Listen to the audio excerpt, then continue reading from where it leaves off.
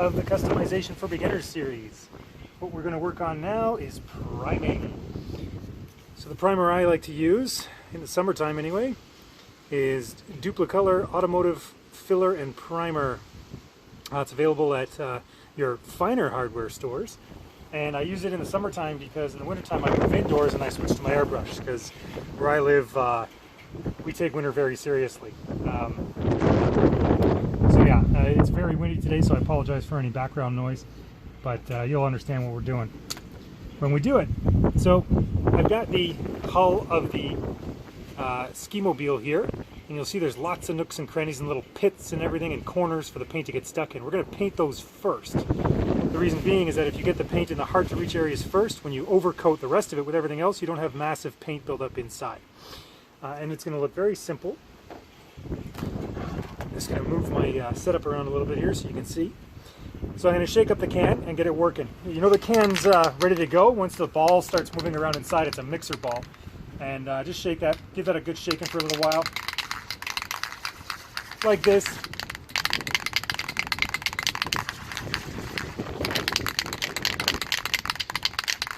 Hopefully that didn't give anybody any seizures. It's giving me one. And I pre-shook this before the video, so we'll call that good enough. But give it a good long shake. Now what I'm going to do is I'm going to aim the paint into all these little corners first. And a tip on spray painting, you don't hold the button down, you're just going for a light little dusting each little time, so it looks like this. And you build up the color over time. It's the same with any spray paint you use. Even if you use an airbrush or even if you're brush painting, you build it up in thin coats, always thin coats. Okay, so let's begin.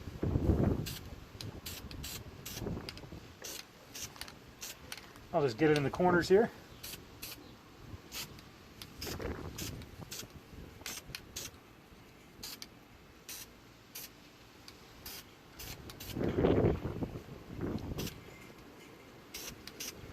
There, and I think we got the corners, so now we can do the rest. And even though I'm spraying on wide open surfaces, it's still short little bursts. My finger's barely touching the trigger, and that's in order to ensure that the paint goes on nice and smooth. We'll move over to the black piece here, the combing for the ski-mobile, which is going to be blue, so we're going to prime it gray. Gray is a nice neutral color to prime with,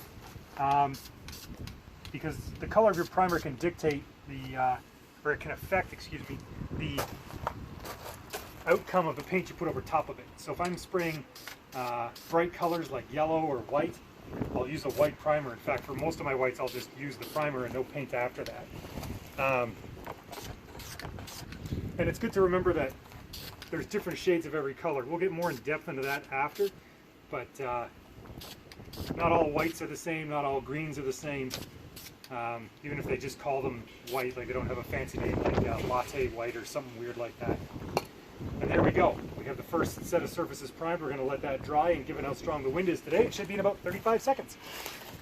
And wait for it to dry. So I know that we are getting very excited and we want to paint this right away, but let this dry to the touch. So not even tacky, but you want it fully dry. The good thing about primers is that they're flat, and the purpose they serve is to give a surface for the paint to bite onto. So I could, with some paints, maybe spray it straight on, but I always prime just to give it that nice surface for the paint to basically soak into and adhere to. And it also helps the paint adhere better. And I don't know why you wouldn't prime anyway. So let's not be anarchists, and let's always prime, okay? And we'll do a pause there, and we'll come back when we do the other side. And here we go for the other side. Just getting all these trenches in here first.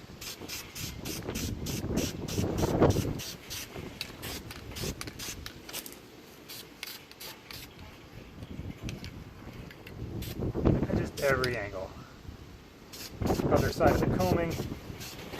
Most of this will likely be hit, but sometimes it's better just to cover the whole thing anyway. Just in case. Sometimes you select not to paint a surface and then realize that it is totally visible when you put it back together and try and put a figure in there and you can see the original color. And now we'll wait for that to dry. Okay, now that the primer's dry, we're going to move on to the application of color. So the color is going to go on in the same way that we put the primer on. So the nooks and crannies first, and the wider surfaces after. Before I place the parts on the board here, I wanted to show you that I put 2 loops of tape sticking out today because it's windy, but it's also good practice for if you're painting lighter parts. The propellant from the spray can can sometimes blow them over and onto a potentially wet side or whatnot. So it's just painter's tape, it's light tack, but it's tacky enough. The 2 colors we'll be using for this, because I absolutely love sharing the colors I use, especially if you agree with them, are Rust-Oleum Painter's Touch. This one's called Deep Red, I think. As you can see the cap there. Doesn't really say it anywhere on the can.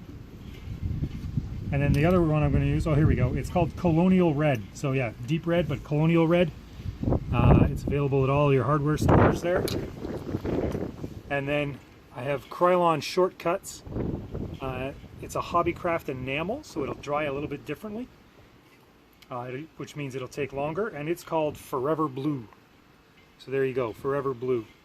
And those 2 colors I think match quite nicely the drawing that we did on the computer in the visualization process. So a point to note before carrying on here is that the Colonial Red is a gloss color, which means it will take longer to dry than a flat or a matte finish, or even a satin finish. And the same thing I think applies to the Krylon Shortcuts.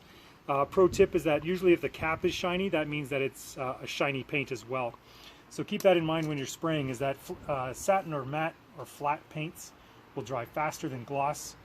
And the Rust-Oleum Painter's Touch will dry much faster than anything else. You'll see it right on the can. It'll say dries in 10 minutes or 12 minutes or whatever. And gloss paints take longer to dry. The other pro tip is to make sure that when you start spray painting, make sure your cans are warm. So it's very hot here today, so I just left them outside for a bit.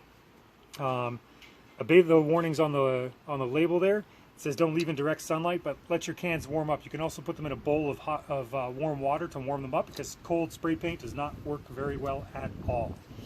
So, without further ado, let's shake the living bejesus out of this can.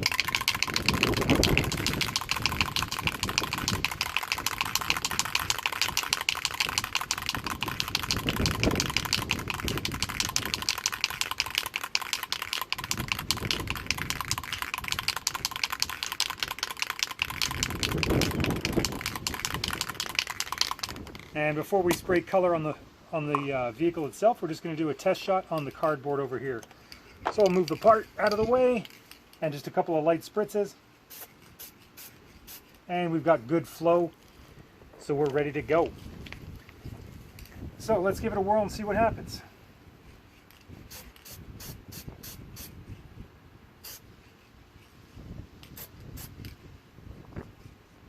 And that's coming out a little lighter than the cap, and that can happen sometimes. Is the cap isn't always a 100% match for the color that comes out, but it's usually close enough.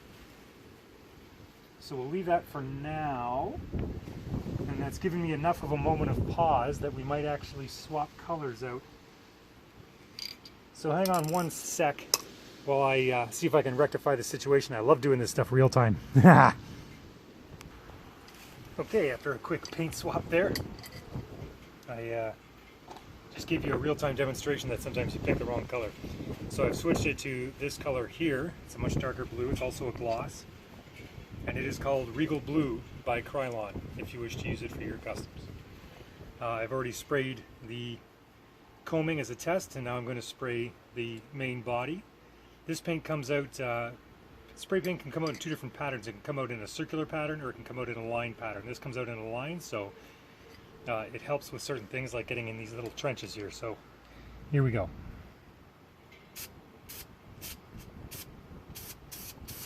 Nice light coat too. It's not going to be the final color on the first coat.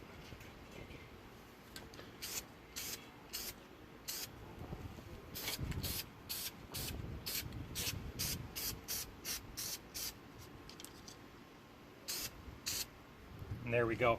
The thing with gloss paint too is that it becomes quite runny very quickly. So definitely with gloss coats you have to be much, much lighter with the applications. And there we go. So now we'll wait 72 days for this stuff to dry. I'm just kidding. But yeah, like 71 days.